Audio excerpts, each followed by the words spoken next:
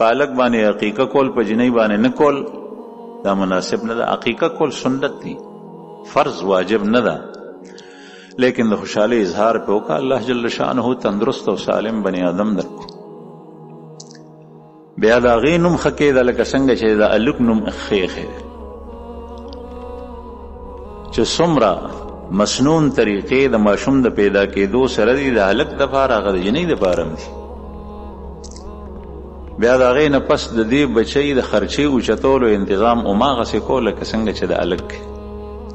ځکه زمونږ حضرات اکابر وایي که سړی خپل اولاد ته په ژوند باندې څه ورکوي نو بیا به هلک او جنۍ د برابر ورکوي، او چې کله دی وفات شي او د شاته مال پرېښو نو د ده مال د میراث هغه به په اولاد کې للذکر مثل حظ الانثیین په اصولو باندې تقسیمیږي چې کوم قرآن پاک کې الله پاک ذکر کړي دي.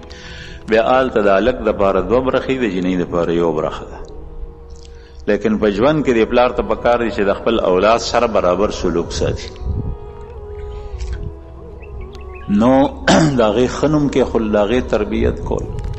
بیا تربیت کې قرآن کریم دی آیت نه معلومیږي یا ایها الذین آمنوا قوا انفسکم واهلیکم نارا.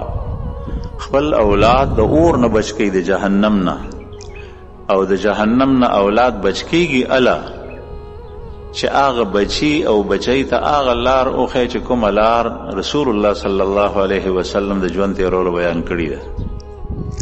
هغې ته بنیادي عقیدې وښیي، هغې ته عبادات وښیي، هغې ته د معاشرت طور طریقې وښیي، د مز متعلق د طهارت متعلق زنانه ذات وي که براه راست هغې ته د دین تعلیم نشي ورکولی نو د کور والو په ذریعه د بچی د مور په ذریعه هغې ته ورک، یا د بل یو زنانه په ذریعه سره هغې ته ورک. د هغې هغه شی تربیت. نن سبا عموما رونو زمونږ دا تربیت ضروری ګڼلی دی چې هلک سکول ته او کالج ته یونیورسټۍ ته استی نو جنۍ به هم استی. دا عجیبه خبره ده چې تربیت اخلي نو د هغه چا نه اخلي چې هغه اغیار دي. رسول الله صلی الله علیه وسلم چې څه فرمایي، قرآن پاک چې څه فرمایي، الله جل شانه چې څه فرمایي په هغې باندې نه. قرآن کریم کې خو الله پاک فرمایي قوا انفسکم واهلیکم نارا. د اولاد مبارک تاسو قرآن پاک احادیث د رسول الله صلی الله علیه وسلم وګورئ، په هغې کې ټول لغلي.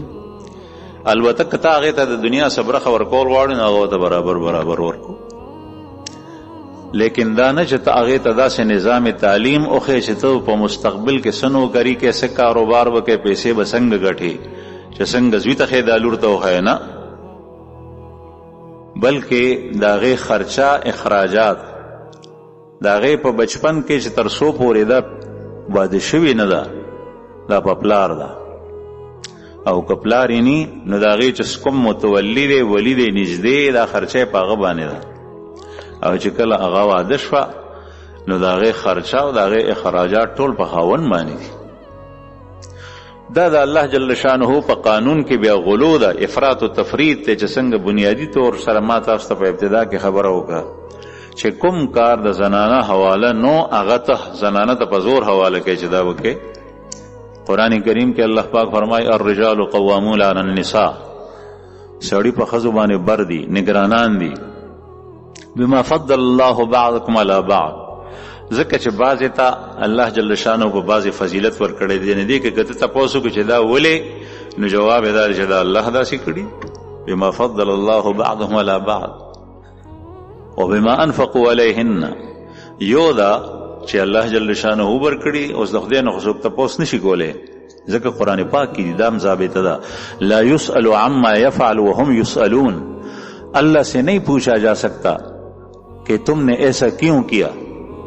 د خدای نه دا تپوس څوک نشي کولی چې ما ته د لور ولې راک، د خدای نه دا تپوس نشي کولی چې دا زما دا فصل ولې تباه شو، د خدای نه دا تپوس نشي کولی چې ما په تجارت کې دا تاوان ولې وکړو، د خدای نه دا تپوس نشي کولی چې زه جهنم ته ولې واچولم، ځکه چې د خدای قانون او ضابطه الله جل شانه ته بیان کړي ده، او الله جل شانه په هر یو کار کولو کې هغه د عدل واله دی.